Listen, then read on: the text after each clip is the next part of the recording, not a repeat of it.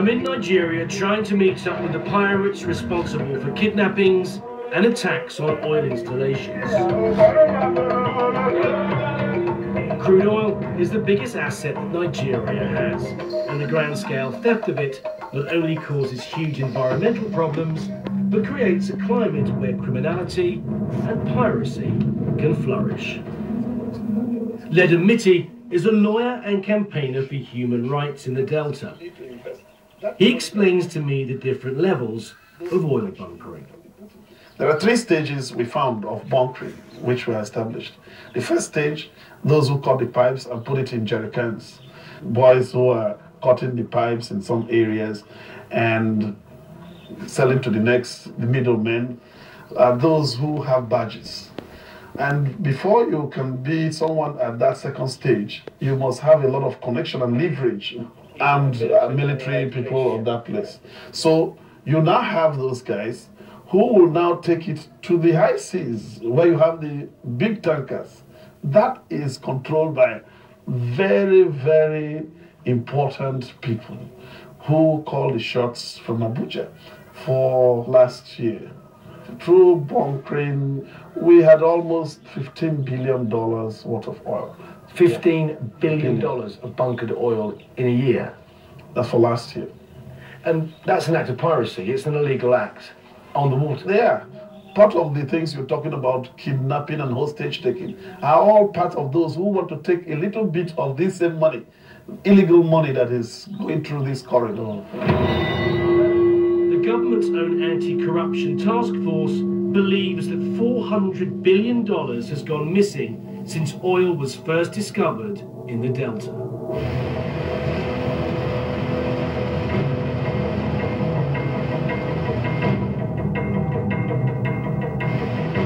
As we head up the river the next morning, the environmental damage caused by spillage, whether it be from cracked pipes or illegal bunkering, is truly shocking.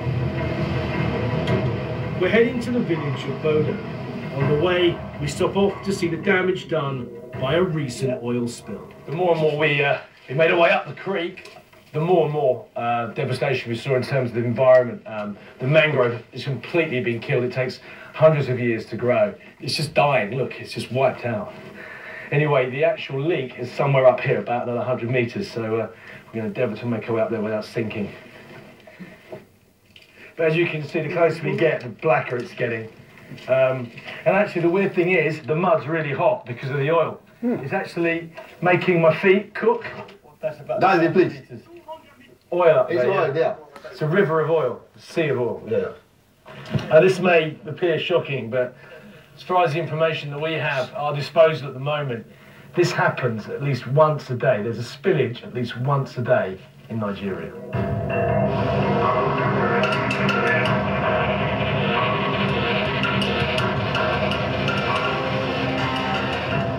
The villagers in Bodo are up in arms at the oil companies and the effect the pollution has had on their livelihoods.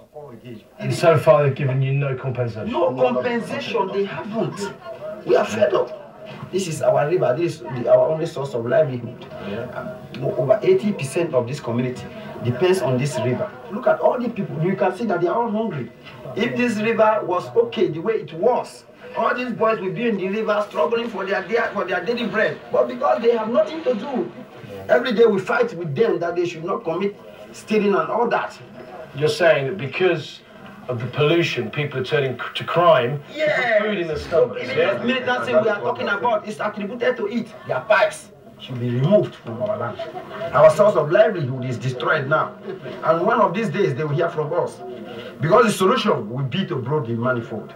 Blow the manifold? Yeah, we will. I'm saying we will. We are going to blow down this manifold and let government come and kill all of us. So let them kill us with their gun instead of we die for hunger.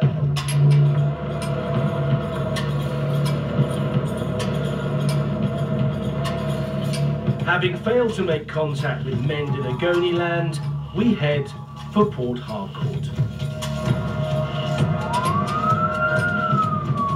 To be able to film in Port Harcourt, we're there as the guests of the governor, and he's laying on security that's not exactly low profile.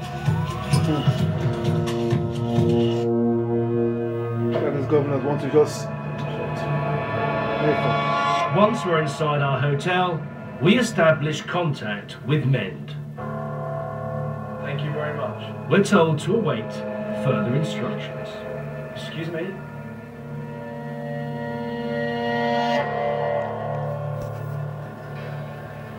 As virtual prisoners in our own hotel, our chances of meeting up with MEND seem slim. It's proving virtually impossible at the moment to actually get to meet pirates. We've had success in the past when we've been dealing with gangs, but this is proving to be very, very difficult. And also, you know, we're followed everywhere we go. We have, our armed guards are here for our security, but also they're basically making sure that we can't go anywhere on our own. Our predicament is made worse when we receive an official invitation to meet the governor at his residence early the next morning.